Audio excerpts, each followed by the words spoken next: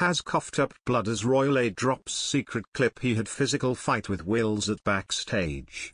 Prince Harry and Prince William stun one of the first aides they ever hired for their personal team by asking a bizarre question during the final interview, according to an author.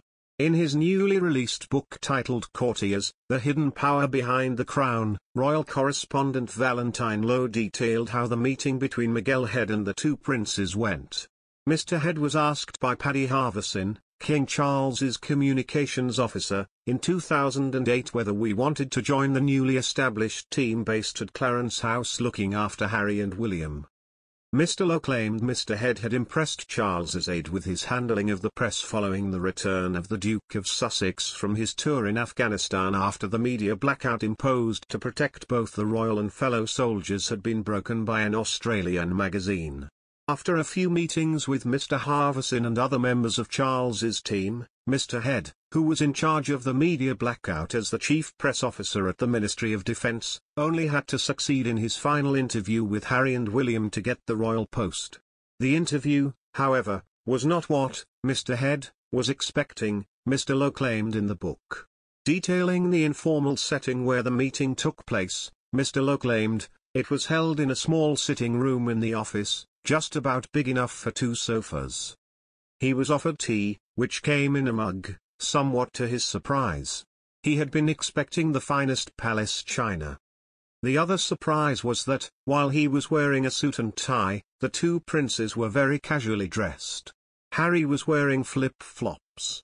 After a string of questions about the media, essentially designed to find out whether he would be a pushover with the press, he was asked the one question that really surprised him: in the English Civil War in the 1600s, what side would you have been on? Mr. Head, the author added, was completely taken aback by the question. The period of the Civil War lasted between 1642 and 1651 and saw two sides, the parliamentarians and the royalists, fighting over how England, Scotland and Ireland should be governed and religious freedom. In the midst of the war, King Charles I became the only English monarch in history to have ever been tried and executed for treason. Mr. Head, the author wrote, decided he would provide Harry and William with an honest answer, even if it meant confessing he would have been on the side of the parliamentarians as someone who believes in parliamentary democracy. Mr. Head, however, stressed he believed the monarchy has an important and symbolic constitutional role and he would not have killed Charles I. While he thought his honesty had not been appreciated, he later learned he had given the princes the right answer and got the job. Mr. Head worked as Harry and William press secretary until 2012, when Charles's firstborn appointed him his private secretary. The aide, who had supported Harry and William in their 20s, left the royal household in 2018, following a decade of service. Another pivotal aide who had joined the team focused on the princes in its early stage was Jamie Lowther Pinkerton. The courtier was hired as Harry and William's private secretary in 2005 and remained in the post for several years.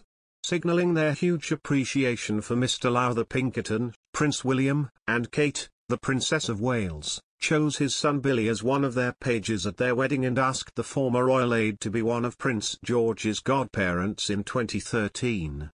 The former aide was also the chair of the committee put in place in 2017 by Harry and William to create the statue of Princess Diana unveiled on what would have been her 60th birthday, in July last year. Among the guests who attended the unveiling ceremony was Mr. Lowther Pinkerton. In other news, Prince Harry, Meghan Markle are currently being accused of having a hand in killing Netflix's upcoming series. An inside source close to Page 6 issued this insight in a recent interview. They began by revealing the couple's plans for Prince Harry's explosive memoir and admitted that the couple seems adamant on downplaying much of what they have said about King Charles III, Camilla, Queen Consort, and the Prince and Princess of Wales. They also admitted, a lot of conversations are happening. I hear that Harry and Meghan want the series to be held until next year, they want to stall. I wonder if the show could even be dead in the water at this point. Do Harry and Meghan just want to shelve this thing? Netflix has been keen to have the show ready to stream for December. There's a lot of pressure on, Netflix CEO, Ted Sarandos, Who has the relationship with Harry and Meghan, to get this show finished?